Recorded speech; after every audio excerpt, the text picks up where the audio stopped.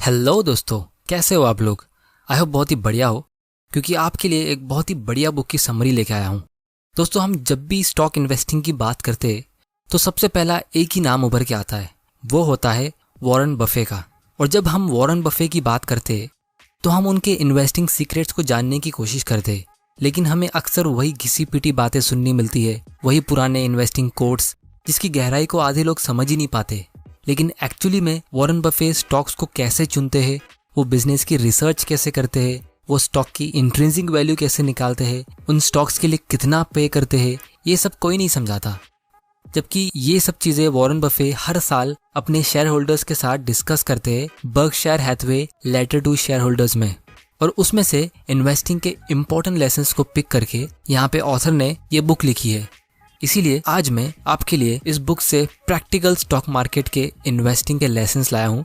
तो दोस्तों, ये वीडियो को एंड तक देखना, क्योंकि इस वीडियो में आपको बहुत सारी इंपॉर्टेंट चीजें सीखने मिलेगी जो आपको पूरी लाइफ टाइम में काम आएगी। तो चलिए जल्दी से शुरू कर लेते हैं। उससे पहले अगर आपने ये चैनल इन्वेस्ट माइंडसेट को सब्सक्राइब नहीं किया है तो जल्दी से कर लो और बेल आइकन को प्रेस कर दो, ताकि आप इन्वेस्टिंग और फाइनेंशियल फ्रीडम के इंपॉर्टेंट वीडियोस को मिस ना कर दो। दोस्तों, हर साल फोर्ब्स मैगजीन दुनिया के सबसे अमीर लोगों की एक लिस्ट पब्लिश करती है, और उसमें कुछ नाम कभी तरक्की करके ऊपर चढ़ते तो कुछ नीचे चले जाते, कुछ नए लोगों के नाम ऐड होते तो कुछ निकल जाते। लेकिन पिछले 30 सालों से एक नाम है जो उस लिस्ट में हमेशा रहा है। इनफैक्ट पिछले 20 साल में वो नाम हमेशा टॉप 5 में ही रहा है। वो नाम है वॉरेन बफे का, जो खुद में एक रिकॉर्ड है। जहाँ एक तरफ लोगों को लगता है कि स्टॉक मार्केट बहुत रिस्की है और उसमें पैसे डूब जाने का डर होता है, लेकिन यहाँ इकलौता आदमी है जिसने सबसे ज्यादा टाइम इस लिस्ट में गुजारा है। और इंटरेस्टिंग बात यह है, उस आदमी ने अपनी सारी दौलत इन्वेस्टिंग की वजह से ही कमाई है। तो चलिए वॉरेन बफे के इन्वेस्टिंग लेसन्स को समझते हैं। Lesson number 1, don't buy a stock, buy a business. दोस्तों, दुनिया में जितने भी लोग अमीर बनते वो कोई ना कोई बिजनेस स्टार्ट करके ही अमीर बनते। अब ये बात आप सब लोगों को पता होगी, क्योंकि सैलरी से आदमी सिर्फ अपना खर्चा निकाल सकता है। तो जो लोग बिजनेस स्टार्ट नहीं कर सकते वो क्या कर सकते? उसका आंसर सिंपल है, वो दूसरों के बिजनेस में पार्टनर बन सकते। इसीलिए हमें वॉरेन बफे यहाँ पे सजेस्ट करते हैं कि स्टॉक ट्रेडिंग माइंडसेट को आपको बिजनेस इन्वेस्टिंग माइंडसेट में बदलना है। अब ये सुनने में थोड़ा घिसा पिटा लग रहा होगा, लेकिन आपको थोड़ी देर में समझ में आ जाएगा कि मैं ऐसा क्यों बोल रहा हूँ। और उसका एक रीजन ये है कि ट्रेडिंग करके आप इतना अमीर नहीं बन सकते जितना इन्वेस्टिंग से आप बन सकते हो। और आप रिकॉर्ड चेक कर सकते हो कि कितने लोगों ने ट्रेडिंग से दौलत बनाई है और कितने लोग इन्वेस्टिंग करके अमीर बने हैं। और इसका प्रूफ वॉरेन बफे खुद है, क्योंकि वॉरेन बफे अपनी यंग एज में वैल्यू इन्वेस्टिंग की टेक्निक यूज करते थे और कुछ ही सालों में स्टॉक्स को बेच देते थे। और एक बार वॉरेन बफे ने अपनी मीटिंग में खुद कहा था कि वो उनकी बहुत बड़ी गलती थी कि वो स्टॉक्स को बहुत जल्दी बेच देते थे, क्योंकि उन्होंने जब एक्चुअल इन्वेस्टिंग करना शुरू की, यानी स्टॉक्स को लॉन्ग टाइम के लिए होल्ड करना शुरू किया, तब जाके उनकी कंपनी बर्कशायर हैथवे की वैल्यू तेजी से बढ़ने लगी कंपाउंडिंग के जरिए। क्योंकि दोस्तों, हम स्टॉक में इन्वेस्ट नहीं करते, हम बिजनेस में इन्वेस्ट करते हैं स्टॉक्स के जरिए। और क्या आपने कोई भी बिजनेसमैन देखा है जो अपने स्टॉक्स को बेचता या खरीदता रहता है? तो इसीलिए आपको स्टॉक्स को खरीदने से पहले उसके बिजनेस को बहुत अच्छी तरीके से समझना है। तो आप बिजनेस को समझोगे कैसे? ये चीज हम वॉरेन बफे से सीखते हैं। वॉरेन बफे बिजनेस को 4 एंगल से एनालाइज करते हैं। सबसे पहला बिजनेस क्वालिटी, दूसरा मैनेजमेंट क्वालिटी, तीसरा फाइनेंशियल क्वालिटी, और चौथा वैल्यूएशन यानी रीजनेबल प्राइस। ये चारों को हम डिटेल में समझेंगे। लेकिन आप में से कुछ लोग सोच रहे होंगे कि इतनी सारी रिसर्च हम साधारण से इन्वेस्टर कैसे कर सकते हैं, हमें तो इतनी सारी चीजें पता भी नहीं होती है। तो आप लोगों के लिए गुड न्यूज़ है कि चाहे मार्केट कंडीशन कैसी भी हो, वॉरेन बफे यूजुअली साल में सिर्फ एक कंपनी के ही स्टॉक खरीदते हैं, उससे ज्यादा कंपनी के स्टॉक्स खरीदते ही नहीं है। यानी आपको भी जब इन्वेस्टिंग की जर्नी की शुरुआत करनी है तो आपको सिर्फ एक कंपनी की ही शुरुआत करनी है। आपको एक साथ 10-15 कंपनी के स्टॉक्स खरीदने की जरूरत ही नहीं है। और अगर आप चेक करोगे, दुनिया के जितने भी अमीर लोग हैं, जैसे mark Zuckerberg, Bill Gates, Mukesh Ambani, ये लोग एक साथ 10 बिजनेस चालू नहीं करते। ये एक बिजनेस शुरू करते, उस पर पूरा फोकस करते, फिर जब वो बिजनेस सक्सेसफुली चलने लगता है तब जाके दूसरा बिजनेस शुरू करते। इसी तरह वॉरेन बफे भी एक स्टॉक को चुनते, उसकी अच्छे से रिसर्च करते, उसके बिजनेस को पूरा समझते, और फिर जब उन्हें पसंद आता है तब वो उसे खरीदने का सोचते।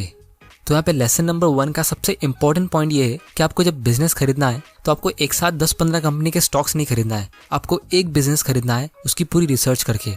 वो कैसे करते हैं वो चीज़ हम थोड़ी देर में देखने वाले हैं। और वॉरेन बफे के पोर्टफोलियो के ऊपर मैं एक अलग से वीडियो बनाऊंगा क्योंकि उस पर एक अलग से बुक है। लेकिन फिलहाल के लिए आप ये सोच लो कि इस साल के लिए आपको एक बेस्ट कंपनी चुननी है, तो उसके लिए आप क्या क्या रिसर्च करोगे वो सब मैं अभी बताने वाला हूँ। तो सबसे पहला स्टेप है बिजनेस क्वालिटी। वॉरेन बफे का सबसे पहला रूल है कि वो ऐसी कोई भी कंपनी के स्टॉक्स नहीं लेते जिसका बिजनेस वो समझ नहीं पाते। फिर वो चाहे स्टॉक कितना भी पॉपुलर हो, वो बिजनेस का प्रॉफिट्स कितना भी ज़्यादा हो और वो स्टॉक्स कितने भी सस्ते में मिल रहा हो, ये सब चीज़ें मैटर नहीं करती। मैटर करता है तो सबसे पहला rule, are you able to understand the business. मतलब उस बिजनेस के प्रोडक्ट्स और सर्विसेज, उसका ऑपरेशंस, उसके कितने कंपटीशन है और उस कंपनी के पास ऐसा क्या एडवांटेज है जिससे उसके कॉम्पिटिशन्स उसका प्रॉफिट छीन नहीं पा रहे, यानी ऐसा क्या मोट है। इस मोट के ऊपर मैं एक अलग से वीडियो बनाऊंगा, इस पे एक अलग से बुक है, क्योंकि वॉरेन बफे के हिसाब से ये एक बहुत ही इंपॉर्टेंट फैक्टर होता है किसी भी बिजनेस में उसके लॉन्ग टर्म प्रॉफिट्स के लिए। इसीलिए वॉरेन बफे बिजनेस की क्वालिटी में कोई भी कॉम्प्रोमाइज नहीं करते, फिर चाहे उनको सालों साल कोई भी कंपनी में इन्वेस्ट ना करने मिले वो चल जाएगा। क्योंकि वॉरेन बफे का सबसे पहला इन्वेस्टिंग रूल है डोंट लूज मनी, और रूल नंबर 2 है don't forget the rule number 1। क्योंकि अगर आपने पैसा खोया तो उसके साथ आप फ्यूचर में जितना भी पैसा कंपाउंड करके कमा सकते थे उसे भी खो दोगे। और दोस्तों, बिजनेस को अच्छे से समझने के 2 इंपॉर्टेंट रीजंस है। पहला रीजन मैं अभी बताऊंगा और दूसरा रीजन थोड़ी देर बाद पॉइंट 4 में यानी वैल्यूएशन के टाइम डिस्कस करूंगा। तो पहला रीजन ये है कि उनको पता लगाना होता है कि क्या उस कंपनी का आने वाले 10 या 20 साल का सेल्स और प्रॉफिट वो सही तरीके से गैस कर सकते हैं, तो उसे एक अच्छी कंपनी मानेंगे।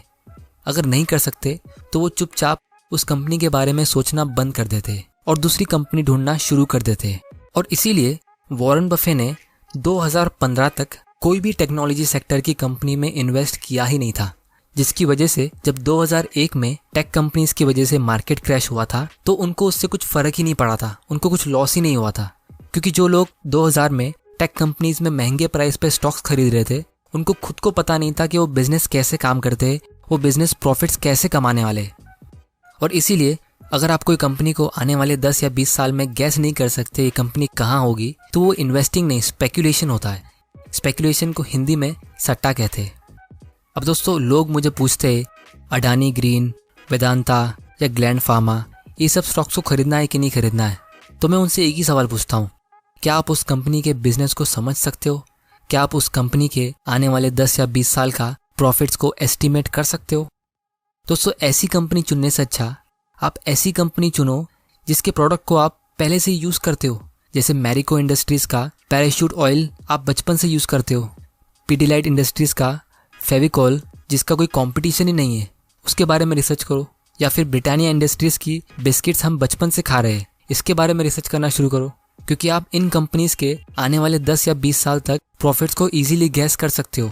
आपको पता है ये कंपनी शायद इतनी आसानी से बंद होगी भी नहीं। और अगर आप चेक करोगे वॉरेन बफे के पोर्टफोलियो में कोई स्पेसएक्स या नासा जैसी कंपनी नहीं है। उनके पोर्टफोलियो में एकदम सिंपल कंपनीज है, जैसे Coca Cola, Apple, American express, क्योंकि वो इन बिजनेस को अच्छे से समझ सकते हैं। दूसरा पॉइंट है मैनेजमेंट क्वालिटी।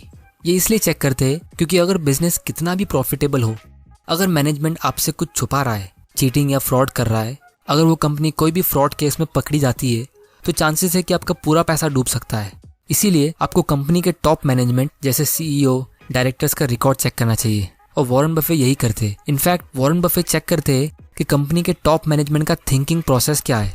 क्या वो अपने शेयर होल्डर्स के साथ सारी इन्फॉर्मेशन शेयर करते हैं? वो अपने शेयर होल्डर्स के साथ कैसे बात करते हैं? क्या मैनेजमेंट अपनी खुद की गलतियां मानता है? जैसे कोई नया प्रोडक्ट लॉन्च किया हो और वो फेल हो गया तो क्या वो मार्केट को ब्लेम करता है या खुद को?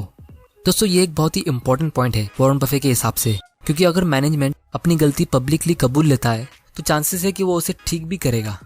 इसीलिए वॉरेन बफे के हिसाब से मैनेजमेंट को ट्रांसपेरेंट होना बहुत ज़रूरी है।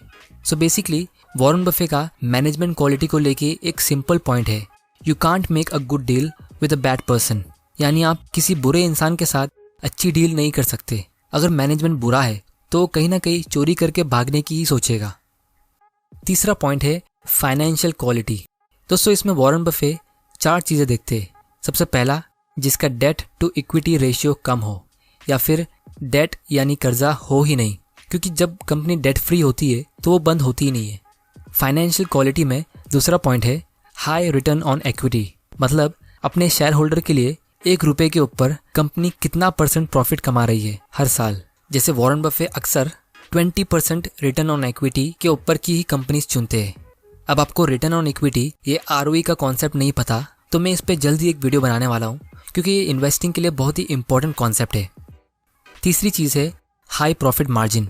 कंपनी का प्रॉफिट मार्जिन ज़्यादा होना चाहिए। ये भी एक इम्पॉर्टेंट फैक्टर है अच्छे बिजनेस को ढूंढने के लिए, क्योंकि जो कंपनीज का प्रॉफिट मार्जिन कम होता है उससे हमें ये इंडिकेशन मिलता है कि वो कंपनी प्राइस को लेके कम्पीट कर रही है और वो कंपनी कोई ऐसा प्रोडक्ट बेच रही है जिससे वो कंपटीशन से हट नहीं पा रही है।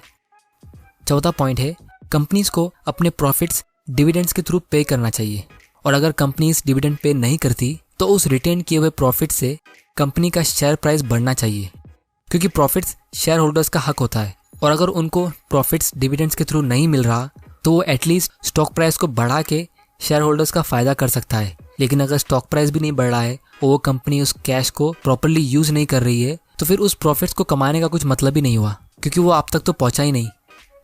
चौथा पॉइंट है रीजनेबल प्राइस, क्योंकि पहले की 3 क्वालिटीज़ जो मैंने डिस्कस की है वैसी तो बहुत सारी कंपनीज मार्केट में ऑलरेडी है, लेकिन वॉरेन बफे उनमें इन्वेस्ट नहीं करते क्योंकि वो सब काफ़ी महंगी होती है। और दोस्तों, अगर आप अच्छी कंपनी को बहुत ज़्यादा प्राइस पे खरीद लेते हो तो भी आपका लॉस होने का चांसेस होता है, या फिर आपको प्रॉफिट्स कम मिलेगा। दोस्तों, ये मिस्टेक अक्सर न्यू इन्वेस्टर्स करते। वो अच्छी कंपनी चुन लेते लेकिन उसके लिए बहुत ज़्यादा प्राइस पे करते।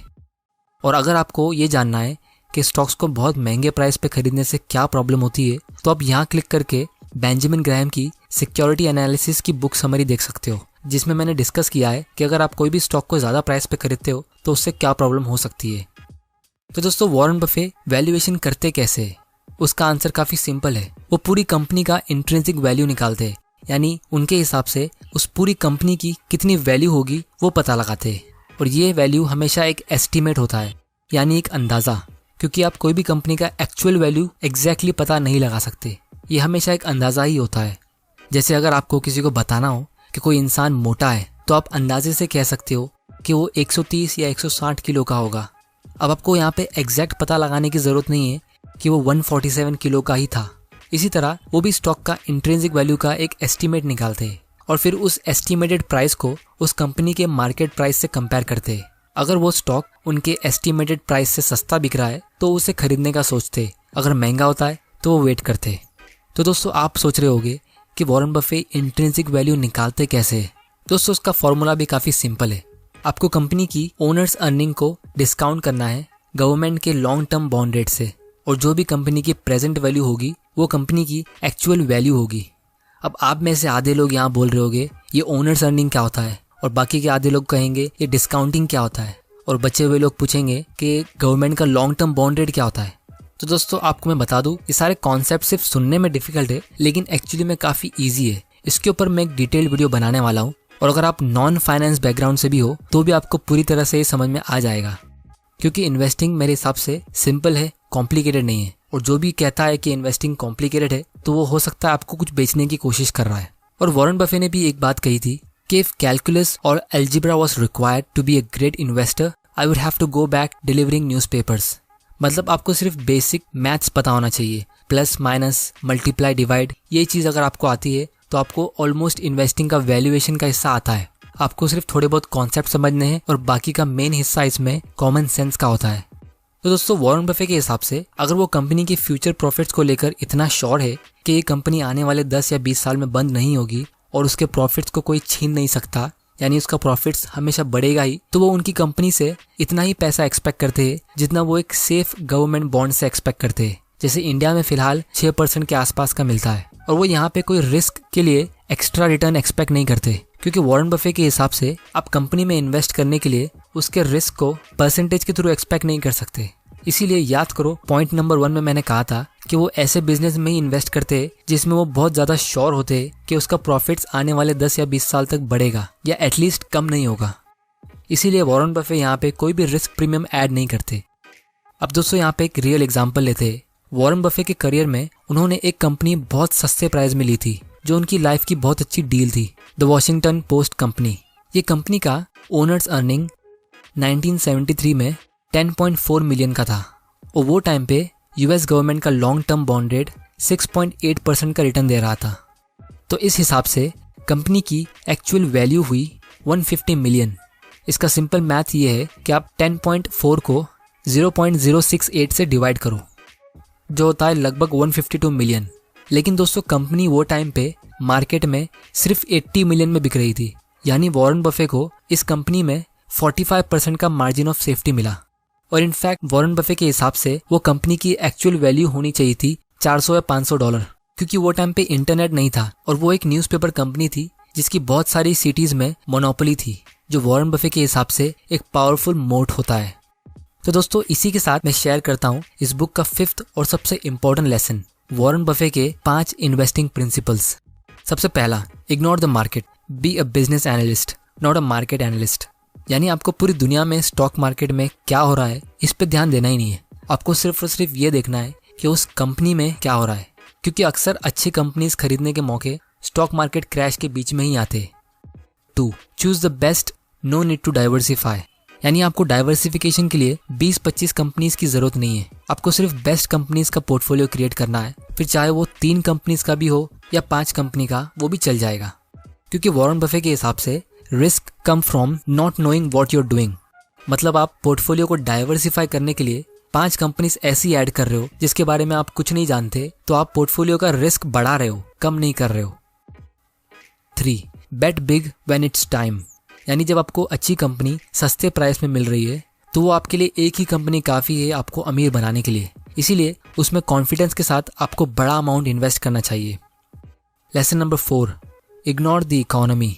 दोस्तों पूरे देश में क्या चल रहा है, इकोनॉमी किस कंडीशन में है, कौन सी सरकार आई है, कितने लोगों को जॉब से निकाला जा रहा है, ये सब चीज़ों पे फोकस करने की आपको ज़रूरत है नहीं, क्योंकि रिसेशंस और मार्केट साइकिल्स आते रहते हैं। और सबसे लास्ट और सबसे important advice, when you buy a good company hold it forever. अगर आपको कोई अच्छी कंपनी मिलती है जिसका बिजनेस आपको अच्छे से समझ में आता हो, जिसका मैनेजमेंट बहुत ही अच्छा है, जिसकी फाइनेंशियल कंडीशन काफ़ी स्ट्रांग है और उसको आपने काफ़ी रीजनेबल प्राइस पे खरीदा है, तो आपको ऐसी कंपनीज को हमेशा के लिए होल्ड करना चाहिए। उसको उसी तरह होल्ड करके रखो जैसे आपने वो कंपनी खुद स्टार्ट की थी। तो दोस्तों ये थी summary the Warren Buffett way book की। अगर आपको इस वीडियो से कुछ सीखने मिला तो इस वीडियो को जल्दी से लाइक कर दो और इस चैनल इन्वेस्ट माइंडसेट को भी सब्सक्राइब कर दो, ताकि मेरे ऐसे इंपॉर्टेंट वीडियोस आप मिस ना कर दो। दोस्तों वीडियो को शेयर करना मत भूलना, और दोस्तों मुझे कमेंट के जरिए बताइए कि मैं कौन सी टॉपिक पे अपना अगला वीडियो बनाऊं। तब तक के लिए thanks for watching and good bye.